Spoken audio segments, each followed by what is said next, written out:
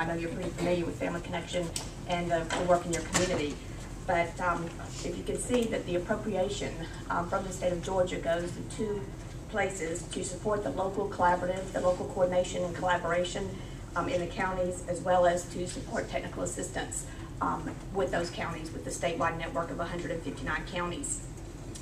If you turn the page, you'll see a brief description about what is a county collaborative, and it's basically, in a nutshell, a public-private partnership that's held accountable for the decisions around children and families, working together to try to set priorities. You see a couple of things of what every county collaborative does, and that is that they develop a plan, they assess needs, they work across sectors to try to come up with the things they want to focus on, and they also collect data and track results. We also are very effective at the local level and the state level in leveraging the General Assembly's appropriation, and you see a graph there showing that at the local level that money is leveraged 5 to 1. At the state level, the appropriation supports the Georgia Family Connection Partnership, and we provide technical assistance to the 159 counties and have been doing so since 1991.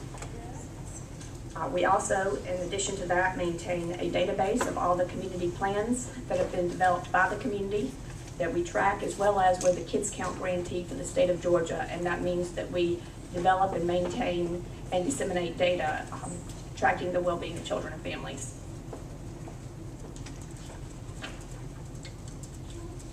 Just some examples of the work at the state level.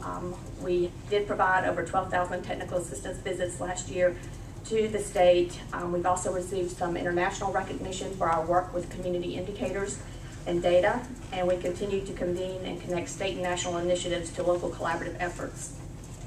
With the budget cuts in FY11 amended, it's recommended that we have a 4% reduction. We actually prepared for that early on with the counties, so we're managing that reduction. In FY12, you see that there's a recommendation of an 8% reduction, and the way that we propose that that's managed is that that would be a reduction to the county appropriation of about $750, and there will be a reduction at the state level with a total with matching funds of $408,000. Percentage-wise, that's a 1.8% reduction at the county level. We feel strongly we must maintain the infrastructure locally, and it's a 21% cut at the Family Connection Partnership level. Also in the FY12 budget is a recommendation from the Governor's Office of Planning and Budget to transfer operating funds from Family Connection to the Governor's Office for Children and Families, and that consolidating this public-private partnership with the Governor's Office will actually have annual savings and state money of about $162,655. So reactions to this proposal. Basically, this has come as a great surprise to us. No one on our board nor in the infrastructure, the 159 counties, were made aware of this ahead of time. We were not a part of any discussion or exploration of the implications of such a move, and we really don't understand the purpose. We have 20 years of proven results. We do have a track record. We do have 159 county strong infrastructure, and our sole mission has been to support that local and state collaboration and at every level, and that's what we've exactly tried to do. So it really doesn't make sense to us to give up 20 years of proven experience and move our work to a relatively new, inexperienced agencies, which brings an uncertain future. We consider ourselves a pioneer at working towards smaller government and improving local control. It also doesn't make sense to us that you would risk losing $750,000 in private investment to save $162,000 in state funds. That could eventually mean moving to 100% support from the taxpayers for this initiative. We also think it doesn't make sense to jeopardize a 20-year-old public-private initiative when we know that as taxpayers we want to see our government move to smaller state agencies, eliminate duplication, create opportunities for more local control and decision-making, and encourage more cross-sector participation.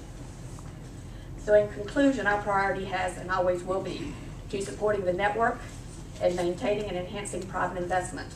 So we are respectfully requesting that you remove the language from the FY12 budget that would transfer Family Connection dollars from an established nonprofit with proven results to a newly created state agency with an unproven track record. I'd be happy to answer any questions.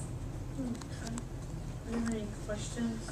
You also have a 20-year timeline from the creation of Family Connection to current that actually outlines some milestones in our work over the last 20 years.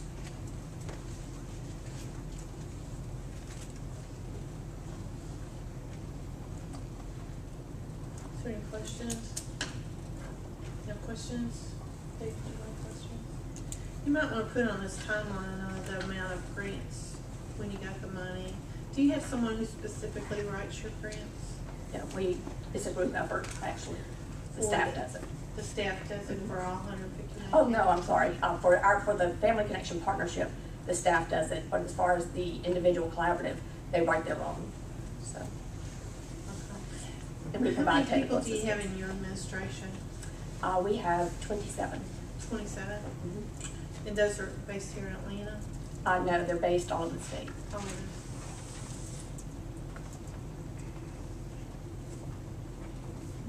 okay.